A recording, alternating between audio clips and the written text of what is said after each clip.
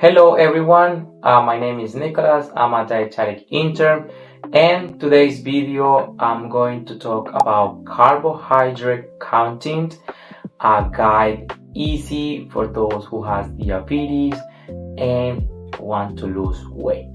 So one of the most important nutrition skills that somebody can have, somebody that have diabetes or is trying to lose weight, is to count carbohydrates. And this is what I'm going to talk about today. Many people think that they have to avoid carbohydrates because we know that they sugar, and what they're going to do is to spike glucose levels, and they have this mindset that they have to avoid carbohydrates. But this is not true. So the goal is to identify the quality of the carbohydrate and also be able to identify how many grams of carbs there is in one serving. At the end of this video, you will be able to identify a carbohydrate source. You're gonna be able to know how to count carbohydrates and how many carbohydrates is one choice, is one carbohydrate counting. You will be able to know the quality of the carbohydrate, which one are the good carbohydrates and which ones are not a healthy carbohydrate. So let's start talking about what is a carbohydrate. Carbohydrates are the main source of energy for our body. When we eat carbohydrates, we digest it, we break it down into glucose, then it goes to the bloodstream, and eventually our insulin responds. So our pancreas give us insulin to wrap up the glucose and put it in our cells for energy. Like I said before, our body prefers carbohydrates as the main source of energy. We can also use fat, protein, but our body uses carbohydrates. Let's say if you eat carb, a source of carb, protein, and fat at the same time, your body is always going to prioritize carbohydrate as the main source of energy. What are some common foods that are carbohydrates? So we have bread, we have legumes like beans, we have pasta, we have fruit, we have corn, we have milk also contain carbohydrates in form of lactose. Fruits in form of fructose, they're also considered carbohydrate. And of course we have ultra processed foods, candy, soda, they also are carbohydrate source, and vegetables, veggies, leafy greens are also a source of carbohydrates. One thing I wanted to highlight is that not all carbohydrates are the same. We have complex carbohydrates, we have simple sugar like ultra processed foods, candies, and all these things, and we have whole grain carbohydrates which contain the fiber, which are more nutritious. When somebody learns how to count carbohydrates, it's a great tool. Like for example, somebody that has to count carbohydrates because they're getting insulin, they have diabetes, they want to weight loss.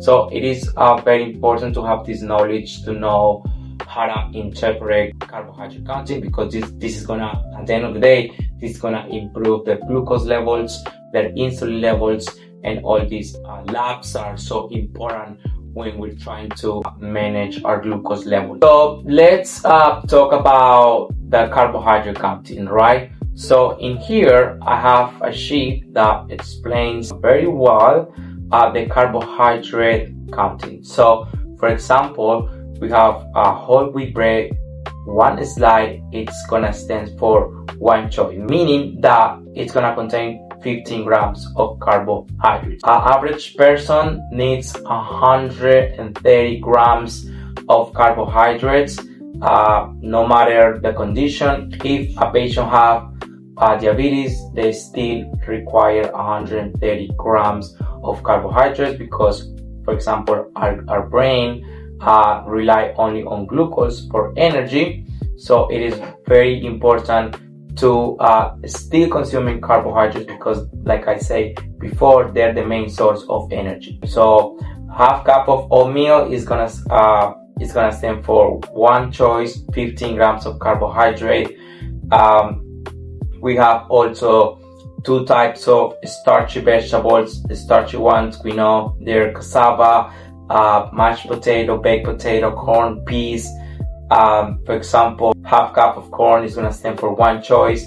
Then we have the vegetables, which are very low in carbohydrates, so you can eat more in more volume and still have only one choice of carbohydrate. If we compare it, like for example, with a bagel, because 1/4 of bagel is gonna stand for one choice of carbohydrates, so it is very rich in carbohydrates. So vegetables, it's something that we can include in more volume and still have low content of carbohydrates, right? Now I want to talk about fruits. Fruits can be very tricky. People have this mindset, say, oh, fruits are healthy, but it is very important, especially if somebody has diabetes, to make sure there are different types of fruit and different type of sugar levels. For example, banana is very high in sugar, in fructose and glucose. So one large banana is going to stand for two choices. So two carbohydrate content, meaning that it's going to have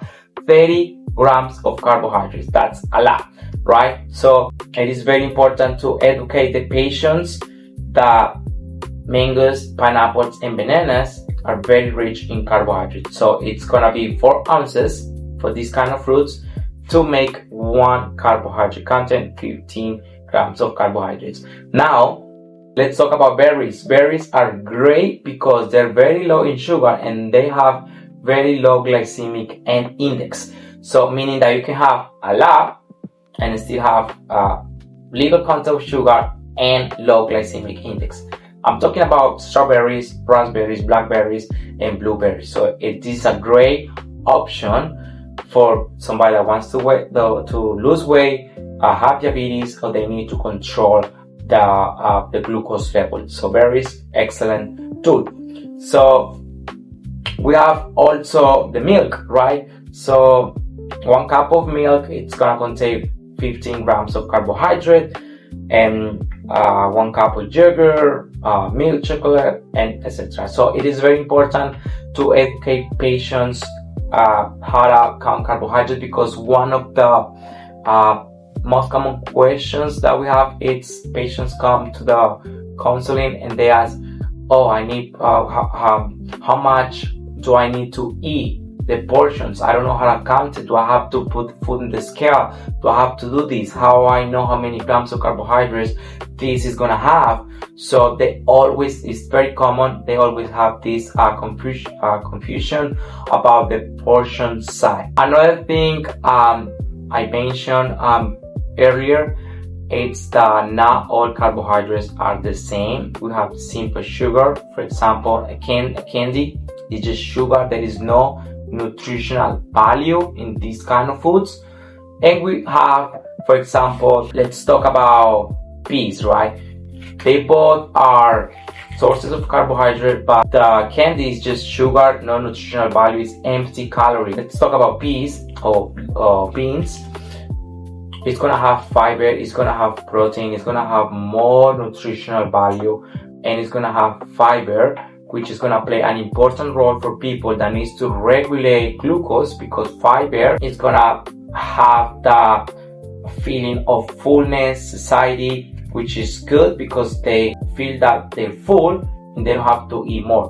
When you eat a candy, or like to call it ultra processed foods or these garbage foods, you're just eating sugar. So when you eat it, you're gonna have a spike of glucose like right away, like this, and then it's gonna go down like very quick. And when that spike of glucose goes down that quick, you're gonna feel hungry like very quick, right? So but when you include carbohydrates that contain fiber, your glucose level is not gonna go that high.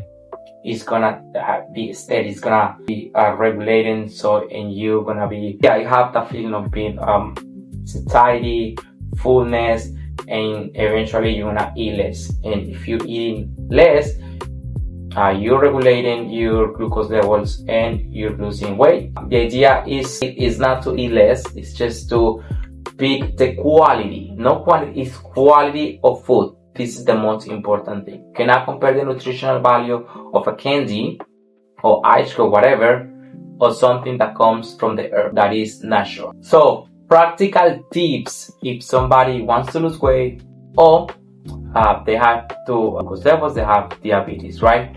First thing I will recommend is to be familiar with the nutrition labels, be familiar with the serving size when they buy a product. Just turn around learning how many carbohydrates the food contains per serving. Get familiar with the carbohydrate counting sheet, so making sure that understand how many carbohydrates you're eating in one serving, because the more carbohydrates you have, the more chances you have to still having diabetes, and it's gonna be kind of hard to lose weight if you don't just pay attention to the carbohydrate source, right? Another thing I want to mention, and it is essential, it's to be carbohydrates that are going to provide high nutritional value. And here I have different visuals, because like I say, one of the most common questions that patients have, it's the how much you have to eat, what's the portion. So we have visuals here. So we have blueberries, we have whole wheat bread, source of fiber. We also have egg, high nutritional value in the egg, a lot of nutrients, protein. We also have some veggies, and this helps the clients to understand how much they have to eat and the quality of the food. It's not the same if I eat blueberries, veggies, beans, beef, than if I eat ice cream and pizza and stuff like this. So there are sources of carbohydrate, yes, but there is a whole different nutritional value. And also it is very important to combine a source of carbohydrate with protein and healthy fats. A balanced healthy diet is the most ideal thing, but the education comes down to tell the patient, yes, you still can have carbohydrates if you have diabetes or you're looking for weight loss, but make sure you understand the source of carbohydrate, the serving, and the quality, and combine all these in your plate, and then you will be more healthy. You will heal from diabetes, you start losing weight. Of course, we can talk about physical activity and lifestyle, your stress levels, sleep, etc. That's also important. But in this video, I wanted to talk about carbohydrate content, easy guide for those who have diabetes and weight loss. Thank you for watching, and yeah, thank you.